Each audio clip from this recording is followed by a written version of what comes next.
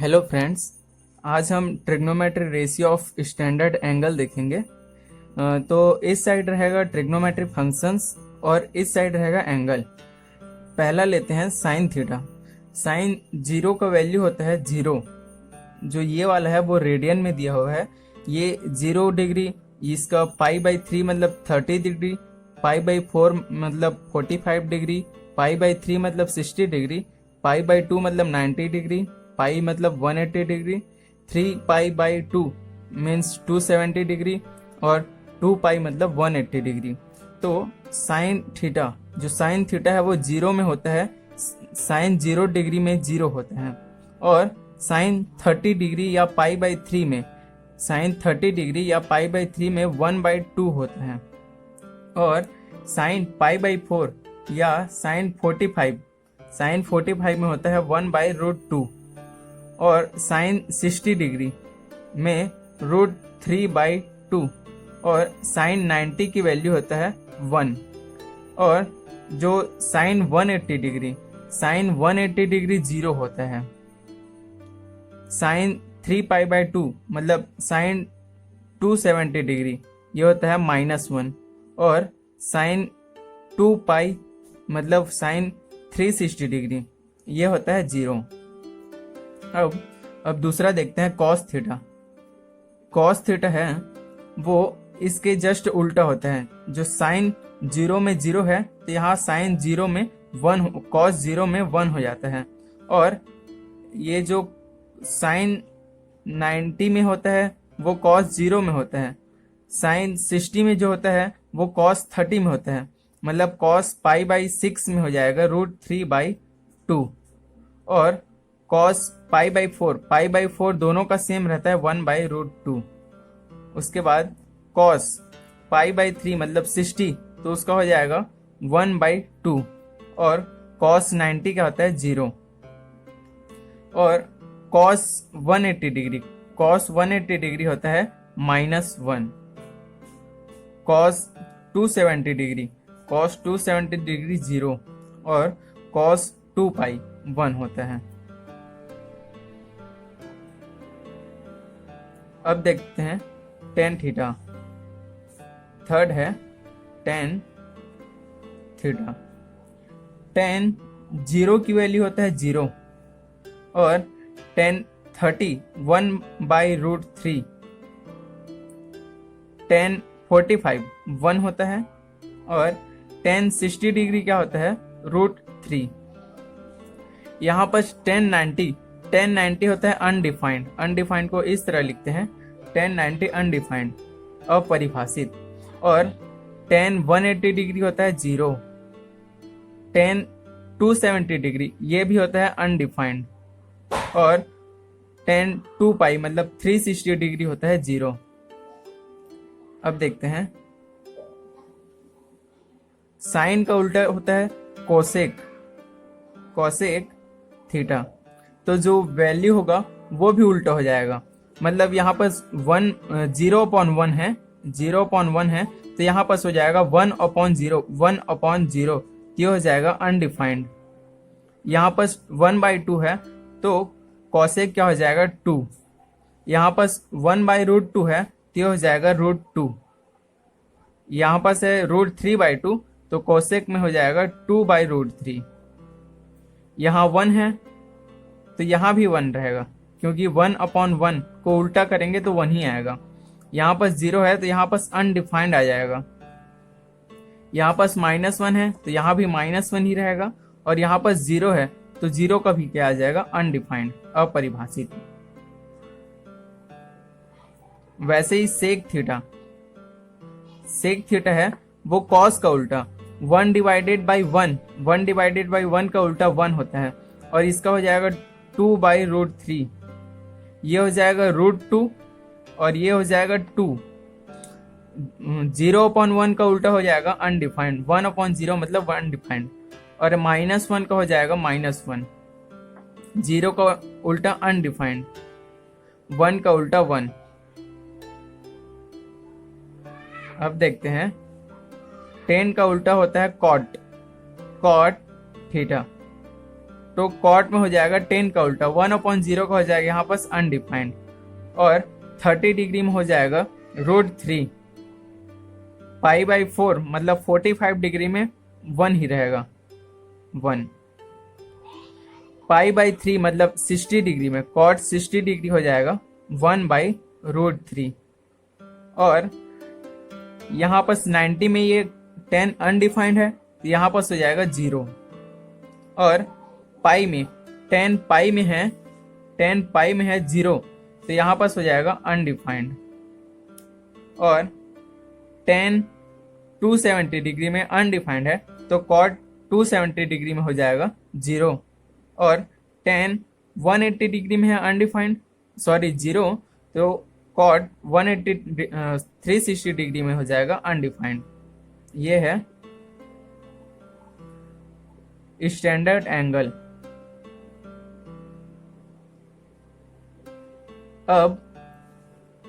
अब देखेंगे कुछ फॉर्मूले, जैसे पहला है sine minus theta equal to, जो साइन है ये साइन जो माइनस वाला साइन है वो बाहर निकल जाता है साइन थीटा जब रहता है तो ये हो जाएगा माइनस साइन थीटा, और दूसरा है कॉस थीटा।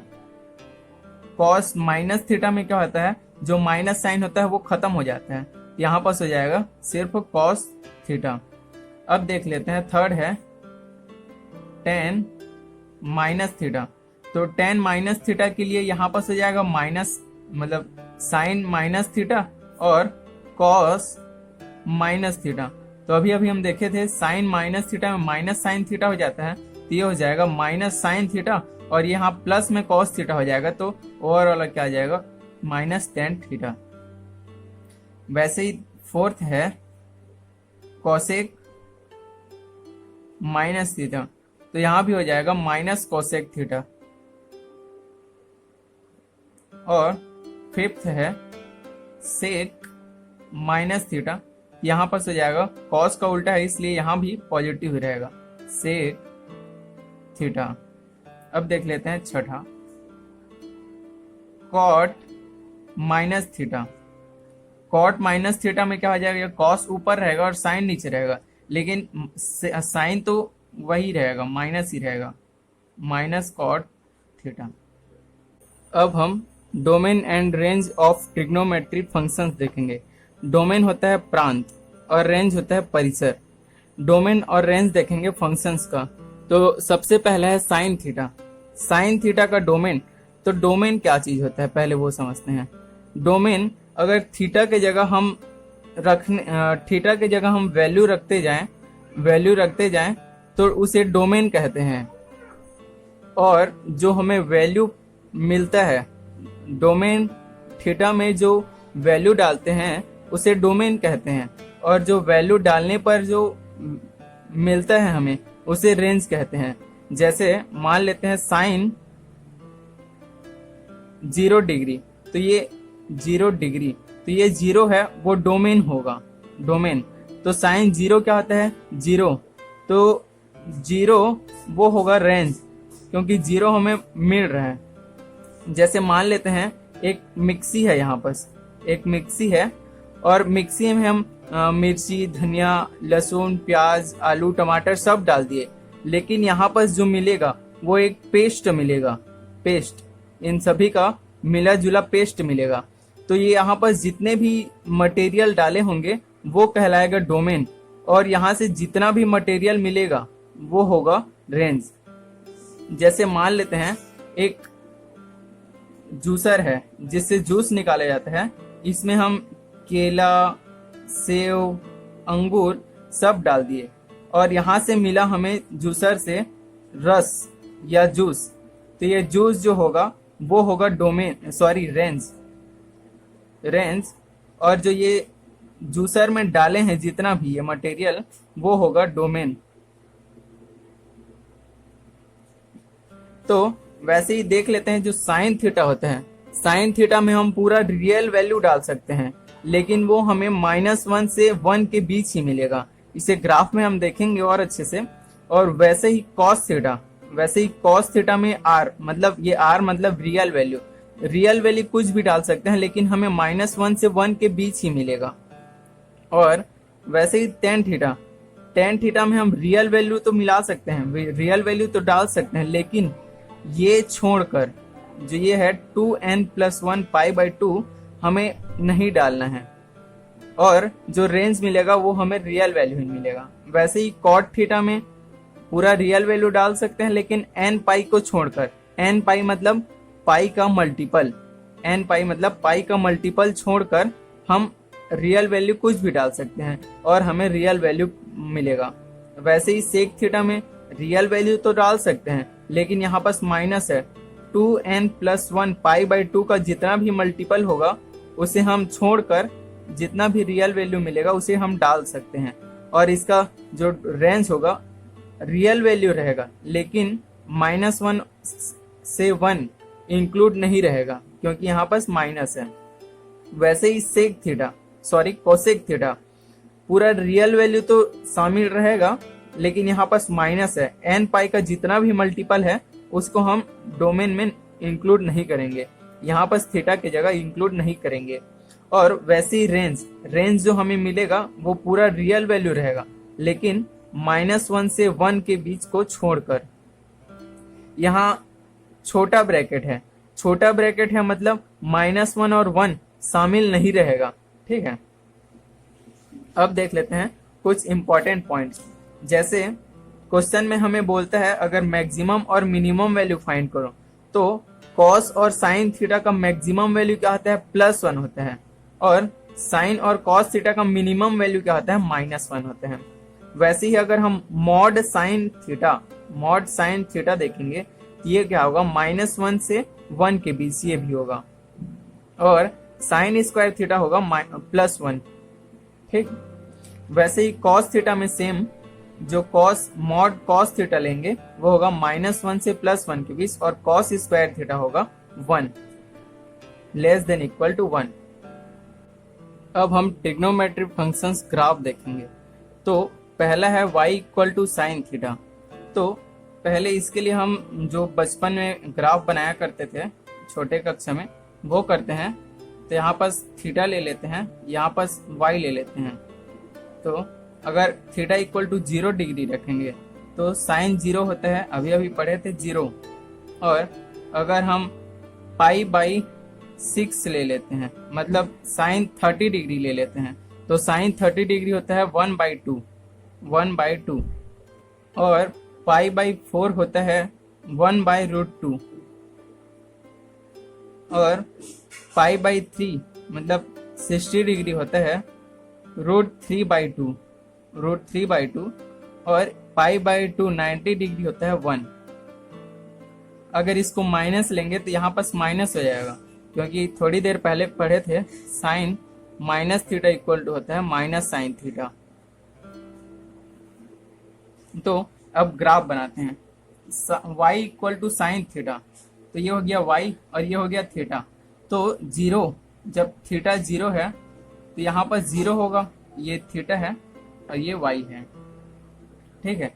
0 में 0, π/6 में 1/2 मतलब 0.2, तो ये आ गया 0.2। अब π/4 मतलब 1/2, 1/√2 मतलब 0.5 से थोड़ा सा बड़ा,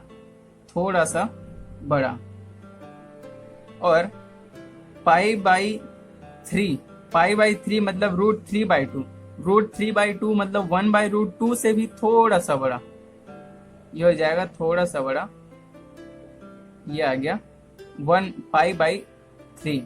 और π/2 मतलब हो जाएगा 1, π/2 मतलब यहाँ पास 1, ये हो गया 1, ये 1, इसमें π/2 में 1। वैसे ही अगर हम नेगेटिव साइड देखें तो ये जितना भी वैल्यू है वो नेगेटिव हो जाएगा। तो 0 में 0 और π/6 में -0.5।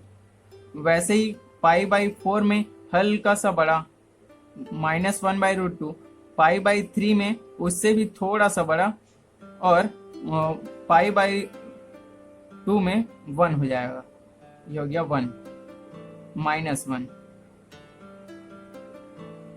तो ये है साइन थीटा का ग्राफ। अगर हम इसे पाई पूरा छोटा छोटा एंगल में ना देखें, अगर इसे हम देखें π/2, पाई 3π/2, 2π, इधर ये थीटा है, ये y, वैसे ही यहाँ 0, -π/2, -π, -3π/2, और यहाँ है -2π।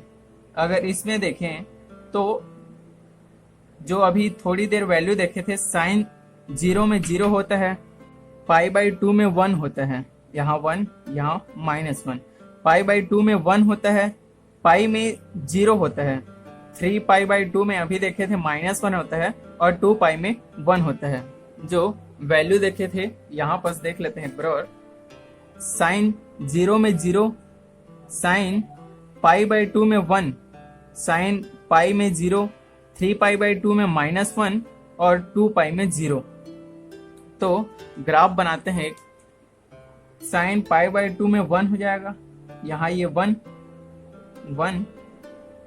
π/2 में 1, और पाई में हो जाएगा 0, तो पहले नीचे आएगा, यहाँ पाई में 0, और 3π/2 में हो जाएगा -1, तो ये -1, यहाँ 3π/2 में ये हो जाएगा -1, सॉरी ये -1, और 2π में हो जाएगा 0।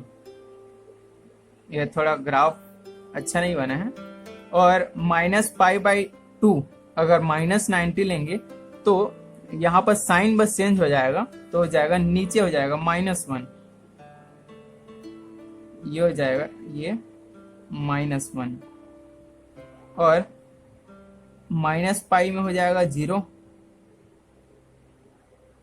और 3π में हो जाएगा +1, ये हो जाएगा +1, और 2π में हो जाएगा 0। तो ये है साइन थीटा का ग्राफ, y = साइन थीटा का।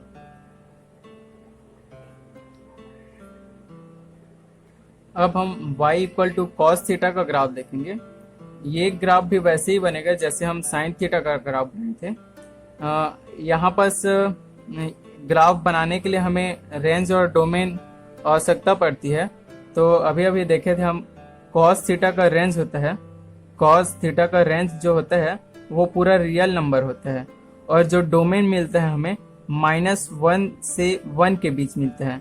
तो ग्राफ से आप देख सकते हैं कि यहाँ पर हम रेंज, प्रांत मतलब डोमेन हम कुछ भी रख सकते हैं, 0, π/2, पाई, यहाँ ये इन्फिनिटी तक बढ़ता जाएगा, मतलब रियल नंबर तक पूरा बढ़ता जाएगा। लेकिन जो हमें वैल्यू मिल रहा है, डोमेन मिल रहा है, वो मिल रहा है 1 से लेके -1 के बीच ही मिल रहा है।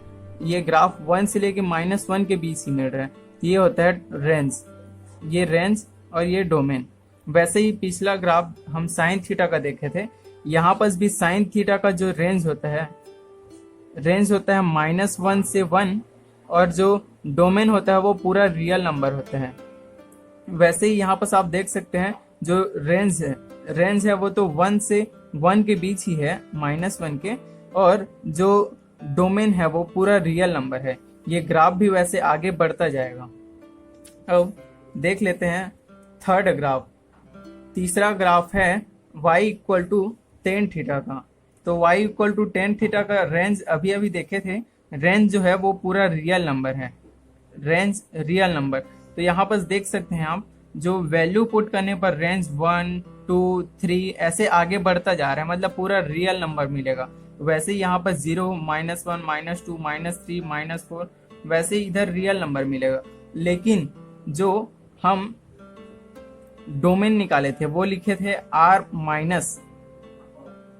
2n + 1 π/2, और जो n था वो z था।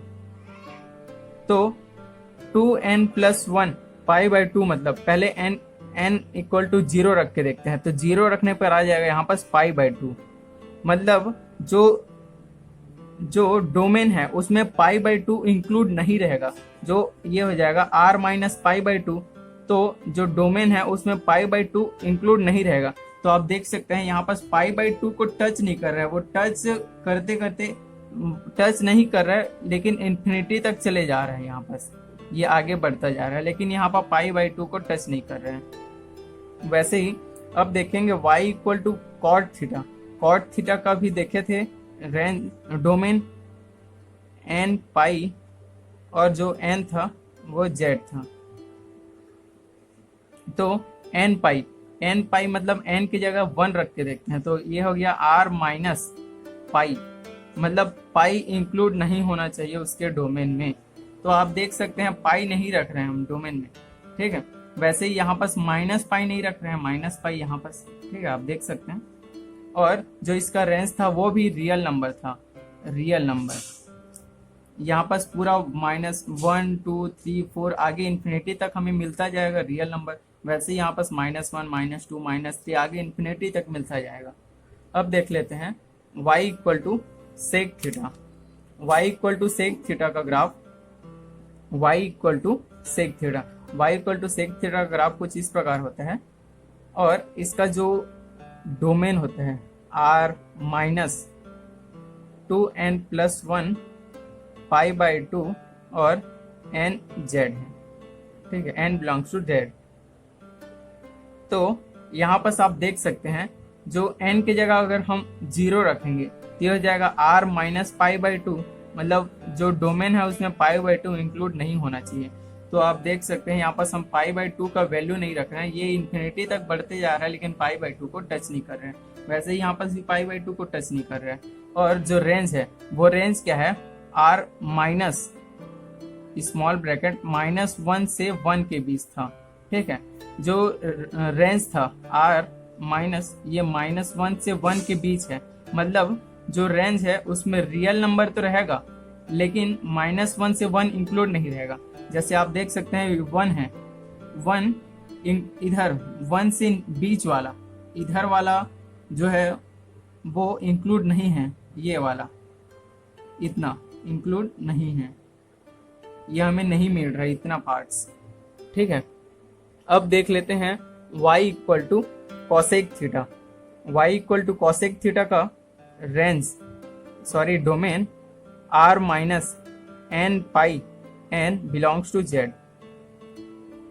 मतलब जो है r में पाई का मल्टीपल जितना भी रहेगा वो माइनस हो जाएगा, रियल नंबर में पाई का मल्टीपल जितना भी रहेगा वो माइनस हो जाएगा। तो यहाँ पर देख सकते हैं पाई को टच नहीं कर रहे हैं, यहाँ पर ये इन्फिनिटी तक निकल जा रहा है लेकिन पाई को टच नहीं कर रहे हैं। वैसे ही अगर रेंज देखें r -1 से 1, तो यहाँ पर आप देख सकते हैं ये 1 है, ये +1 है, मतलब ये वाला पॉइंट +1 है और यहाँ पर -1। तो आप देख सकते हैं ये वाला पार्ट इंक्लूड नहीं हो रहा है, इतना जो हमारा रेंज है जो हमें मिलना चाहिए इन आउटपुट वो ये नहीं मिल रहे हैं, ठीक है। इसलिए हम यहाँ पर माइनस किए हैं r -1 से 1।